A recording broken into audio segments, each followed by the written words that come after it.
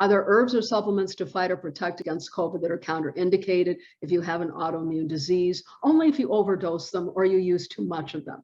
And we don't want to hyper build the immune system.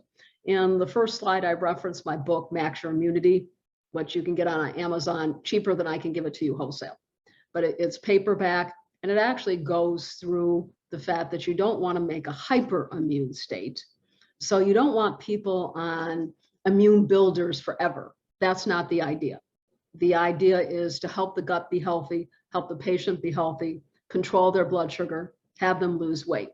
So one of my patients, my regular patient, thought, oh, I don't need to have a vaccine. And I said, you know what? You need to have a vaccine because you have a disease. He goes, I'm 39, I don't need a vaccine. And I said, well, you know, not everybody does at 39, but you do, you have a disease. And so we kind of went round and round, and I finally said, look, you're one of my favorite patients, but you have a disease. It's called obesity, and that is a risk factor for COVID.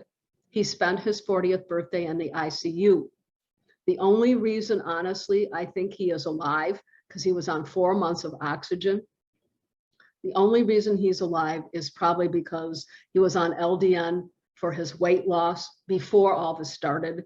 And I hate to say it, but his mother snuck the LDN into the ICU, and they wouldn't let him intubate him because they gave him steroids. You can use LDN and steroids together. In fact, if you use LDN, the amount of steroids people need is less. Some people won't need steroids, but in the hospital, all the protocols are steroids.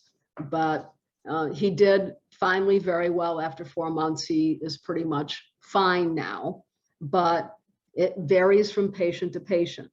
So anything that you would use too long would be problematic.